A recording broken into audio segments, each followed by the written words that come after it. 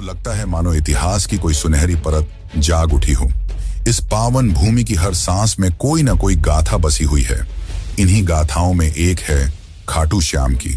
सीकर जिले में बसे इस मंदिर को लेकर केवल श्रद्धा ही नहीं, रहस्य भी जुड़ा है। कहते हैं यह मंदिर केवल एक पूजा स्थल नहीं, बल्कि एक ऐसी जीवित गाथा है जो आपको महाभारत काल से जोड़ती है। एक ऐसे योद्धा से मिलवाती है जो युद्ध में लड़ने नहीं, सिर कटाने आया था। एक ऐसा वीर जिसने श्री कृष्ण की एक परीक्षा के लिए अपना शीश तक समर्पित कर दिया, वो भी हंसते हुए। क्या आपने कभी सुना है कि किसी का कटा हुआ सिर युद्ध भूमि देखता रहा और फिर वर्षों बाद वही सिर कलयुग में भगवान बन गया? यह वही स्थान है जहां सिर की पूजा होती है, शरीर की नहीं। जहां मंदिर के गर्भगृह में कोई सामान्य मूर्ति नहीं, बल्कि एक ऐसा सिर विराजमान है जिसे वर्षों तक जमीन के नीचे दबा रखा गया था। क्या वाकई वह कुंड जहां से यह मूर्ति निकली आज भी दिव्य ऊर्जा से भरा हुआ है? और यह कैसे संभव है कि उस कुंड में जल का स्रोत किसी को नहीं मालूम, फिर भी वह कभी सूखता नहीं? मंदिर के भीतर कुछ विशेष परंपराएं निभाई जाती हैं, जैसे निशान चढ़ाना। लेकिन क्या आपने कभी सोचा है कि ये निशान केवल एक प्रतीक हैं, या फिर इनसे जुड़ी कोई ऊर्जा वाकई काम करती है? हजारों लोग दावा करते हैं कि उन्होंने खाटू श्याम से कुछ मांगा, निशान चढ़ाया और फिर वो चमत्कार हुआ जिसे वो खुद भी नहीं समझ सके। क्या ये केवल संयोग था या किसी अदृश्य शक्ति की कृपा? इतना ही नहीं, मंदिर से कुछ दूरी पर स्थित है एक प्राचीन शिवलिंग जिसे औरंगजेब ने तोड़ने की कोशिश की थी, लेकिन कहते हैं जैसे ही उसके सैनिकों ने उस पर वार किया, कुछ ऐसा घटा कि पूरा लश्कर डर के मारे पीछे हट गया। आज भी वह टूटा हुआ शिवलिंग एक चेतावनी बनकर खड़ा है। पर यह कैसा भय था जो एक क्रूर शासक को भी पीछे हटा गया? मंदिर में आने वाले लोग बताते हैं कि वहां पहुंचते ही कुछ महसूस होता है।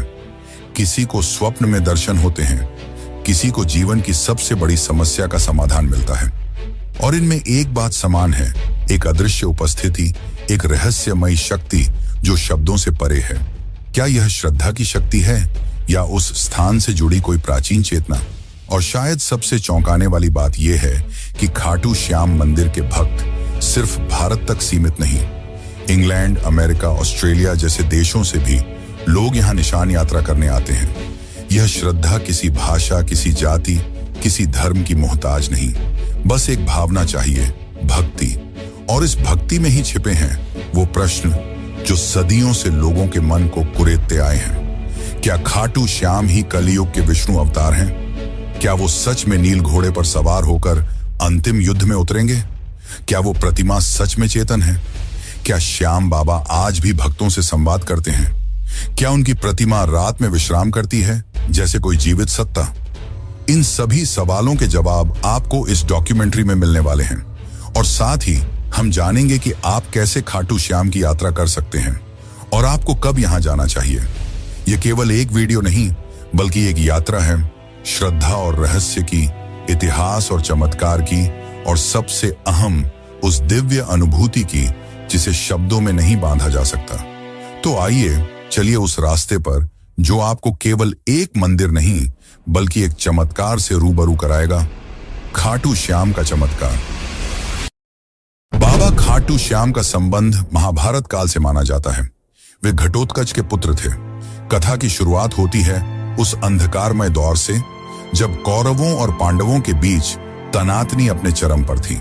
हस्तिनापुर का राजमहल राजनीति, द्वेष और षड्यंत्रों का केंद्र बन चुका था।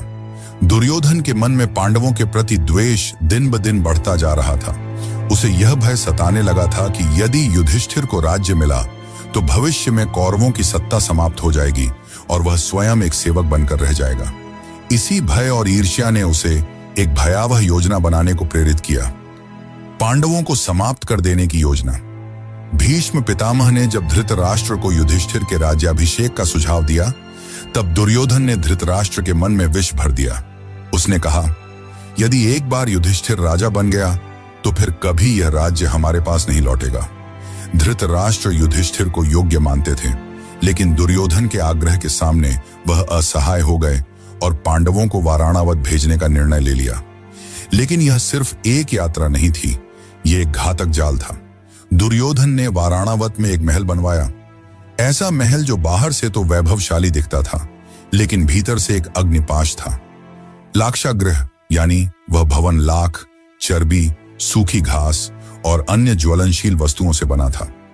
उसका इरादा था कि एक रात जब पांडव गहरी नींद में हों, उस महल को आग लगाकर उन्हें सदा के लिए समाप्त कर दिया जाए। लेकिन नियति ने इस षड्यंत्र को असफल करने के लिए एक और योजना रची थी, और उसमें शामिल थे विदुर। उन्हें इस षड्यंत्र का आभास हुआ और उन्होंने पांडवों को गूढ़ संकेतों में आगाह किया। विदुर ने सुरंग खुदवाने वाले कारीगर को भेजा और कहा कि एक गुप्त रास्ता वन तक बनवा लिया जाए ताकि आपातकाल में जीवन बचाया जा सके। फिर वह रात आई जब पुरोचन ने महल को अग्नि के हवाले करने की योजना बनाई, लेकिन इस योजना से पहले ही भीम ने प्रतिकार किया। अग्नि वहीं फैली, लेकिन अपने साथ पुरोचन उसकी योजना और निर्दोष भीलनी को भी ले गई। उधर पांडव सुरक्षित सुरंग से निकलकर हिंडनी नदी के किनारे पहुंचे और विदुर द्वारा भेजी गई नौका में सवार होकर दूर एक घने जंगल में जा पहुंचे। और यहीं से प्रारंभ होती है एक नई कथा। एक वीर योद्धा, एक राक्षसी कन्या और एक ऐसे पुत्र की गाथा जो आगे चलकर 3 बाणों से युद्ध का रुख बदलने की शक्ति रखता था। इस जंगल में रहते थे हिडिंब और उसकी बहन हिडिंबा। हिडिंब एक नरभक्षी राक्षस था जो मानव मांस खाकर जीता था। उसने अपनी बहन को आदेश दिया कि जंगल में विचरते पांडवों को मारकर उसका भोजन तैयार करे, लेकिन नियति ने इस कहानी को कुछ और ही रूप देना तय किया था। जब हिडिंबा भीम के सामने पहुंची तो वह उसके वीर व्यक्तित्व और तेजस्विता पर मोहित हो गई। राक्षसी होते हुए भी उसके भीतर प्रेम की एक ज्योति जल उठी। भीम की रक्षा करते हुए हिडिंबा अपने भाई से विरोध कर बैठी। इससे नाराज होकर हिडिंब ने भीम पर आक्रमण किया और फिर शुरू हुआ एक घमासान संग्राम। यह युद्ध शक्ति और छल का नहीं, बल्कि धर्म और अधर्म के बीच था। अंततः भीम ने हिडिंब को परास्त कर मार गिराया। इसके बाद हिडिंबा ने भीम के सामने विवाह का प्रस्ताव रखा। पहले तो भीम ने उसे अस्वीकार कर दिया, लेकिन जब माता कुंती ने हस्तक्षेप किया और एक शर्त रखी कि विवाह के बाद संतान प्राप्ति तक ही वह साथ रहे, तो यह विचित्र विवाह संपन्न हुआ। जंगल में उनका गंधर्व विवाह हुआ और वहीं जन्म हुआ एक तेजस्वी बालक का, घटोत्कच। घटोत्कच का व्यक्तित्व भीम जैसा ही था, बलशाली, पराक्रमी और न्यायप्रिय। कालांतर में उसका विवाह दैत्यराज मुरा की पुत्री अहिलावती से हुआ और उनके 2 पुत्र हुए, अंजन अपर्वा और बर्बरीक। बर्बरीक यानी वह योद्धा जिसकी गाथा आगे चलकर काल के गर्व को चूर कर देगी। वह बालक जिसने बाल्यकाल में ही शिव की तपस्या की और उनसे 3 अमोघ बाणों का वरदान पाया, और यह वही 3 बाण थे जिनसे वह किसी भी युद्ध में संपूर्ण सेना का अंत कर सकता था, मात्र 3 बाणों से। लेकिन उसकी वीरता से भी अधिक अद्भुत थी उसकी सत्यनिष्ठा। अपनी माता से किए एक वचन ने उसे एक ऐसे मार्ग पर ला खड़ा किया जहां से इतिहास की धारा मुड़ गई। वह वचन था, मैं सदा हारे की ओर से युद्ध करूंगा। और यहीं से प्रारंभ होता है खाटू श्याम बनने की ओर उसका अंतिम सफर। घटोत्कच और अहिलावती का वह तेजस्वी पुत्र बर्बरीक बचपन से ही असाधारण प्रतिभा का धनी था। उसकी आंखों में वीरता की चमक थी और हृदय में धर्म की लौ। वह युद्ध विद्या, अस्त्र शस्त्र, नीति और तपस्या में अपराजय था। लेकिन उसकी सबसे बड़ी शक्ति थी उसकी आस्था। जब वह थोड़ा बड़ा हुआ, उसकी माता अहिलावती ने उसे एक दिव्य उद्देश्य के लिए तैयार किया। उन्होंने उसे भगवान शिव की कठोर तपस्या करने को प्रेरित किया। बर्बरीक ने तप की आग में अपने शरीर को तपाया और उसकी भक्ति से प्रसन्न होकर महादेव ने उसे 3 अमोघ बाणों का वरदान दिया। ये बाण कोई साधारण बाण नहीं थे। ये बाण ऐसे थे कि एक से लक्ष्य को चिह्नित किया जा सकता था, दूसरे से उसका संहार और तीसरे से उसे वापस बुलाया जा सकता था। कहा जाता है कि मात्र इन 3 बाणों से वह समस्त पृथ्वी की सेनाओं का अंत कर सकता था। समय बीतता गया और युद्ध का वह क्षण समीप आ गया जिसे महाभारत के नाम से जाना जाता है। कुरुक्षेत्र की भूमि पर धर्म और अधर्म आमने सामने थे। सभी योद्धा एकत्र हो चुके थे। उसी समय बर्बरीक ने युद्ध भूमि में जाने का निश्चय किया। वह युद्ध में भाग लेना चाहता था क्योंकि उसका हृदय न्याय के लिए धड़कता था, परंतु उसकी मां से लिया गया वचन अब उसके रास्ते में खड़ा था। उसने प्रण लिया था कि वह सदैव हारे हुए पक्ष की ओर से लड़ेगा। कुरुक्षेत्र जाते हुए जब वह अपने नीले रंग के घोड़े पर सवार होकर चला तो मार्ग में एक ब्राह्मण ने उसका रास्ता रोक लेता है। लेकिन वह कोई साधारण ब्राह्मण नहीं था, वह स्वयं भगवान श्री कृष्ण थे, जो उसकी शक्ति और उसके निर्णय की परीक्षा लेना चाहते थे। कृष्ण ने मुस्कुराकर पूछा, वत्स, तुम कहां जा रहे हो? बर्बरीक ने उत्तर दिया, हे ब्राह्मण, मैं महाभारत के युद्ध में जा रहा हूं। मेरा कर्तव्य है कि मैं उस पक्ष के लिए युद्ध करूं जो हार रहा हो। कृष्ण ने उसकी वीरता पर संदेह नहीं किया, लेकिन उसके निर्णय से उत्पन्न होने वाले परिणामों की गहराई को समझाना आवश्यक था। उन्होंने पूछा, यदि तुम केवल हारे हुए पक्ष की ओर से लड़ोगे तो युद्ध का क्या होगा? बर्बरीक ने गंभीरता से उत्तर दिया, जहां हार होगी मैं वहां जाऊंगा, और जिस ओर मैं जाऊंगा वह जीत जाएगी। यह सुनकर श्री कृष्ण का हृदय कांप उठा। उन्हें स्पष्ट हो गया कि यदि बर्बरीक युद्ध भूमि में उतर गया तो युद्ध का संतुलन टूट जाएगा, धर्म और अधर्म की रेखाएं धुंधली हो जाएंगी, पांडवों की विजय असंभव हो सकती थी। तभी उन्होंने बर्बरीक की परीक्षा ली। उन्होंने एक वृक्ष की ओर इशारा करते हुए कहा, अगर तुम इतने पराक्रमी हो तो इन पत्तों को एक बाण से भेद कर दिखाओ। बर्बरीक ने ध्यान लगाकर अपना पहला बाण चलाया और वह बाण वृक्ष के हर पत्ते को छेदने निकल पड़ा, लेकिन एक पत्ता बच गया जो श्री कृष्ण ने अपने चरणों तले छुपा लिया था। बाण हवा में घूम रहा था, खोज रहा था और अंत में श्री कृष्ण के चरणों के पास रुक गया। तब बर्बरीक ने बड़े विनम्र भाव से कहा, हे ब्राह्मण, कृपया अपना चरण हटा लें, वरना यह बाण आपको घायल कर देगा। श्री कृष्ण मुस्कुराए। उन्हें उस क्षण वह विराट पुरुष दिखाई दिया जिसमें वीरता और विनम्रता दोनों का अद्भुत मेल था। अब समय था अंतिम परीक्षा का। कृष्ण बोले, हे वीर, क्या तुम मुझे एक दान दे सकते हो? बर्बरीक ने बिना झिझक कहा, हे ब्राह्मण, जो भी मांगेंगे मैं अर्पित करूंगा। तब श्री कृष्ण ने कहा, मैं तुमसे तुम्हारा शीश मांगता हूं। क्षण भर को सन्नाटा छा गया, लेकिन न तो बर्बरीक भयभीत हुआ न विचलित। उसने बस एक आग्रह किया, हे ब्राह्मण, आप अपने असली रूप में प्रकट हों, क्योंकि ऐसा दान कोई सामान्य व्यक्ति नहीं मांग सकता। तभी श्री कृष्ण ने अपना विराट स्वरूप प्रकट किया, चतुर्भुज, पीतांबरधारी, सुदर्शनधारी, चंद्रवदन श्रीहरि के रूप में। बर्बरीक ने हाथ जोड़ ली। उसे अब स्पष्ट हो गया कि यह कोई साधारण युद्ध नहीं, बल्कि धर्म और अधर्म की अंतिम परीक्षा है। तब श्री कृष्ण ने कहा, हे वीर, तुम्हारा बल, तुम्हारा त्याग और तुम्हारी भक्ति इस युग को दिशा देंगे। मैं चाहता हूं कि तुम युद्ध भूमि में दर्शक बनो। मैं तुम्हारे शीश को अमृत से स्नान कराऊंगा। तुम पूरे युद्ध को देखोगे और न्याय के आधार पर निर्णय दोगे। और सुनो, कल युग में जब धर्म क्षीण होगा तब लोग तुम्हें हारे का सहारा कहकर याद करेंगे। वे तुम्हारे सिर की पूजा करेंगे, क्योंकि उसमें मेरा अंश रहेगा। तुम्हारा नाम होगा श्याम और तुम मेरे ही रूप में पूजे जाओगे। श्री कृष्ण ने अपने हाथों से उसका शीश लिया और उसे युद्ध भूमि की एक ऊंची पहाड़ी पर स्थापित किया, जहां से उसने महाभारत का संपूर्ण युद्ध देखा, न्याय की दृष्टि से, बिना किसी पक्षपात के। और इस प्रकार जन्म हुआ खाटू श्याम का। जितना ही रहस्यमयी खाटू श्याम है, उतना ही रहस्यमयी इस मंदिर का निर्माण। तो चलिए अब जानते हैं मंदिर के निर्माण की असली कहानी। खाटू श्याम मंदिर का इतिहास उतना ही गूढ़ है जितनी इसकी महिमा। जब जब कालखंड चुप रहता है, तब तब कोई स्थल, कोई घटना, कोई संकेत स्वयं बोल उठता है। और खाटू श्याम धाम का निर्माण भी एक ऐसी ही पुकार से आरंभ होता है। यह केवल ईंट और पत्थरों की रचना नहीं थी, बल्कि यह उस अलौकिक चेतना की पुनः अभिव्यक्ति थी जो कलयुग में मानवता का अंतिम सहारा बनकर अवतरित हुई।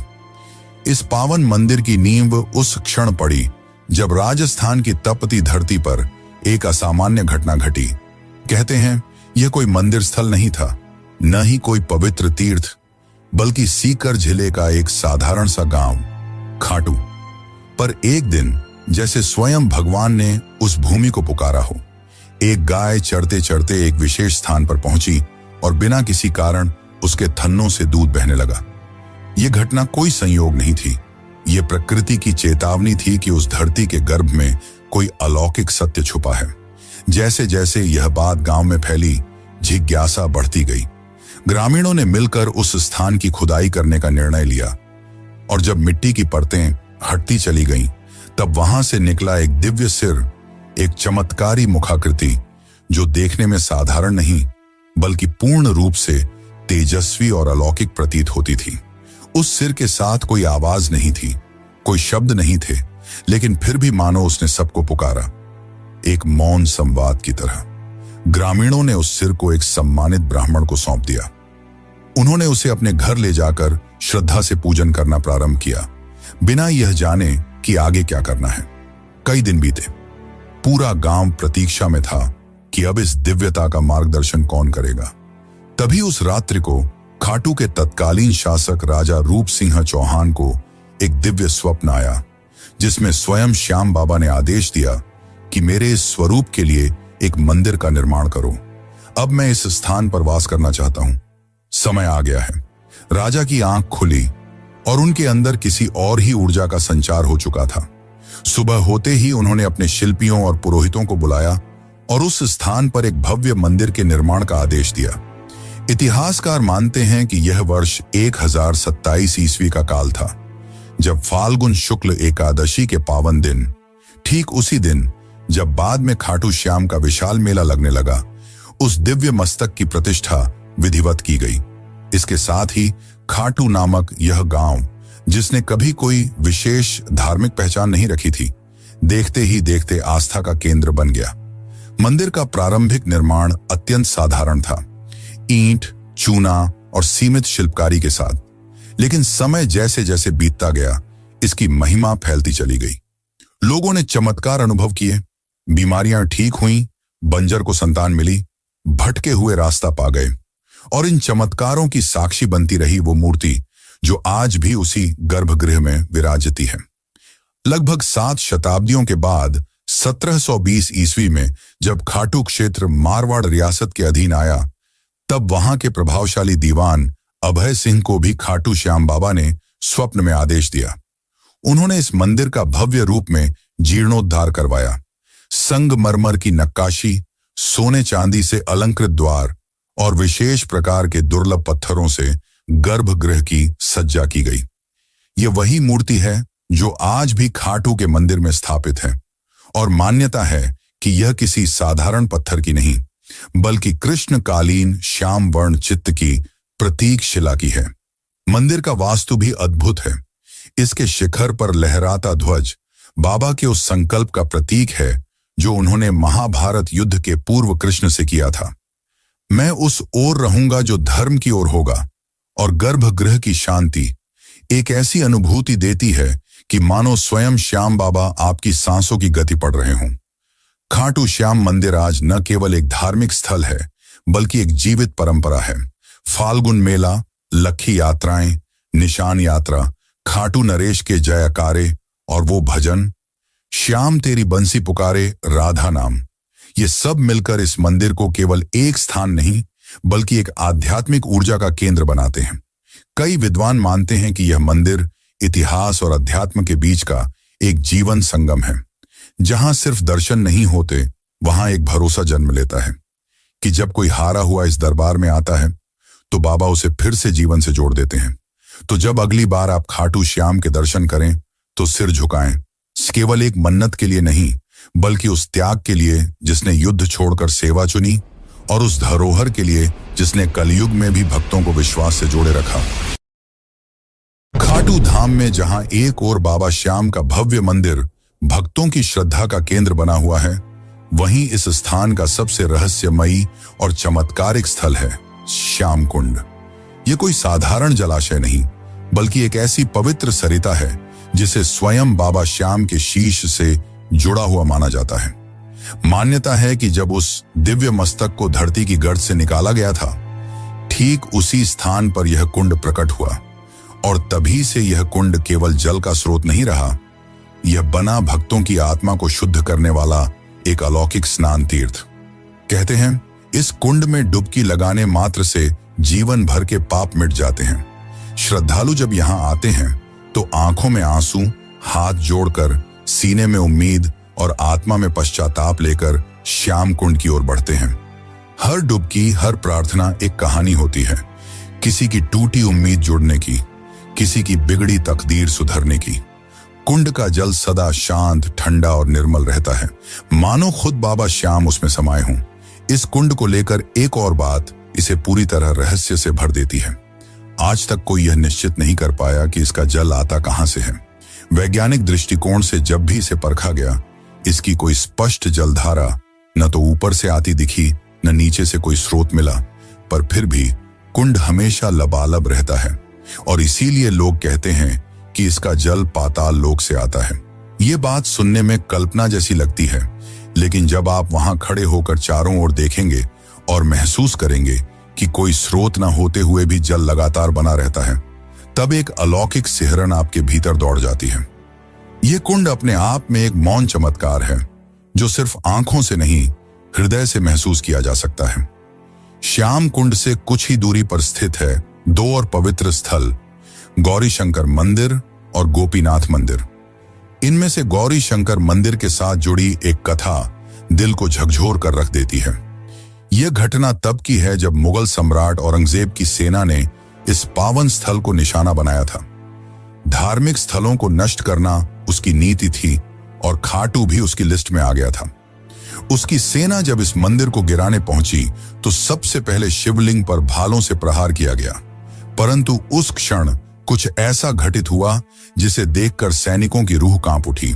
जैसे ही भाले शिवलिंग से टकराए, वहां से रक्त की धार फूट पड़ी। यह कोई कल्पना नहीं थी, वहां उपस्थित सैकड़ों लोगों ने स्वयं अपनी आंखों से वह दृश्य देखा। यह मानो शिवजी का प्रत्यक्ष आक्रोश था, जो उन्हें अपनी रक्षा के लिए जगाना पड़ा। सैनिक घबरा गए, उनके हाथ कांपने लगे और वे डर के मारे वहीं से भाग खड़े हुए। और आज भी सैकड़ों साल बीत जाने के बाद भी उस शिवलिंग पर भाले के निशान स्पष्ट रूप से देखे जा सकते हैं। वो घाव जो उस दिन धर्म की रक्षा में स्वयं भगवान ने झेले थे। इस घटना के बाद किसी भी आक्रमणकारी की हिम्मत नहीं हुई कि वह इस धाम की ओर आंख उठाकर भी देखें। राजस्थान की राजधानी जयपुर से लगभग 80 किलोमीटर दूर स्थित यह खाटू धाम आज भले ही भक्तों का तीर्थ है, पर हर ईंट, हर दीवार, हर मोड़ किसी चमत्कार, किसी त्याग और किसी पुकार की कहानी कहती है। यहां केवल यात्रा नहीं होती, यहां होता है एक आध्यात्मिक विसर्जन, जहां लोग अपने भूतकाल, अपने कर्म, अपने दुखों को छोड़कर वापस एक नए जीवन के साथ लौटते हैं। इस धाम तक पहुंचने के लिए अक्सर रिंग्स के मार्ग की सिफारिश की जाती है और यह रास्ता भी प्रतीक बन जाता है उस भावनात्मक यात्रा का। तो चलिए, अब मैं आपको लेकर चलता हूं एक ऐसी यात्रा पर जो सिर्फ पैरों से नहीं बल्कि दिल से पूरी की जाती है। यह यात्रा है खाटू श्याम जी के दरबार की, जो आपको भीतर तक छू जाती है।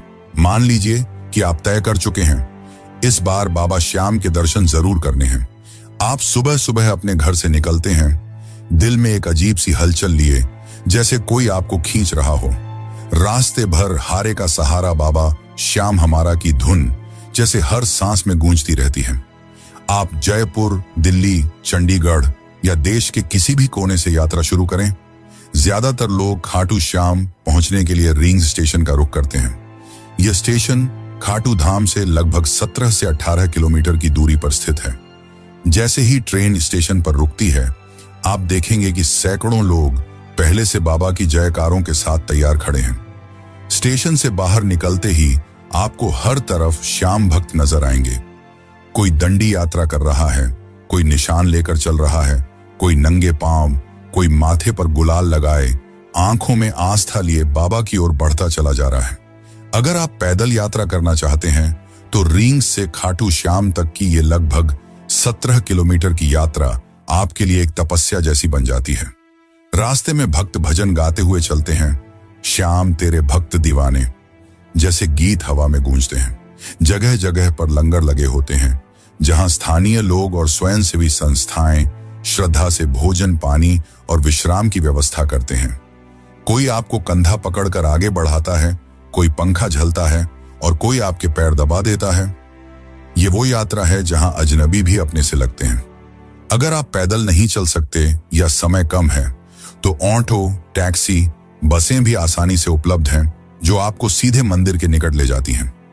लेकिन जो मजा उस पैदल यात्रा में है वो शब्दों में नहीं बताया जा सकता, वो तो खुद चलकर ही महसूस किया जा सकता है। जैसे जैसे आप मंदिर के निकट पहुंचते हैं, हवा की खुशबू बदलने लगती है। गुलाल, चंदन, अगरबत्ती, फूलों की मिलीजुली महक मन को शांति देती है। मंदिर के बाहर आपको बड़ी संख्या में दुकानें मिलेंगी, जहां से आप प्रसाद, चुनरी, निशान, माला और बाबा के वस्त्र ले सकते हैं। कुछ श्रद्धालु यहां से बाबा के लिए विशेष भेंट लेकर जाते हैं। कतार में लगने से पहले आप अपने पैरों को श्याम कुंड के शीतल जल में धो सकते हैं। मान्यता है कि यहां स्नान करने से आत्मा तक शुद्ध हो जाती है। फिर आती है वो घड़ी जिसका इंतजार आपने न जाने कितने दिनों से किया होता है, दर्शन की घड़ी। कतारें लंबी हो सकती हैं, लेकिन बाबा का दरबार ऐसा है कि कोई थकता नहीं। मंदिर परिसर में भजन मंडली लगातार श्याम राग गा रही होती है। जैसे ही आप गर्भगृह में प्रवेश करते हैं और सामने बाबा श्याम की मूर्ति दिखती है, वो नीली श्याम रंग की आंखें, मोर पंख, श्रृंगार से सजे स्वरूप को देखकर ऐसा लगता है जैसे बाबा अभी बोल पड़ेंगे। उस पल में समय जैसे रुक जाता है, सांसें थम जाती हैं और आंखें नम हो जाती हैं। दर्शन के बाद आप वहीं मंदिर परिसर में बैठकर कुछ देर आंखें बंद कर लें तो लगेगा जैसे जीवन में जो उलझनें थीं वो हल हो गईं। बाबा की कृपा सिर पर महसूस होने लगती है। मंदिर के पास ही आपको भव्य हवन कुंड मिलेगा, जहां श्रद्धालु अपनी मनोकामनाओं की पूर्ति के लिए आहुति देते हैं। मंदिर के बाहर आपको प्याऊ, प्रसाद वितरण केंद्र और आराम के लिए साधु संतों की छांव में बैठने का भी अवसर मिलेगा। अब जब आप वापसी के लिए कदम बढ़ाते हैं तो मन भारी हो जाता है। लगता है काश थोड़ी देर और रुक सकते, पर बाबा का आशीर्वाद लेकर लौटना ही होता है। साथ में लेकर जाते हैं उस यात्रा की स्मृतियां, वो चांटिंग की गूंज, वो प्रसाद की मिठास, वो कुंड की ठंडक और बाबा के दर्शन की गर्माहट। ये यात्रा कोई सामान्य तीर्थ यात्रा नहीं, ये एक भावनात्मक पुनर्जन्म है। यहां आप कुछ छोड़कर नहीं जाते, आप कुछ लेकर नहीं जाते,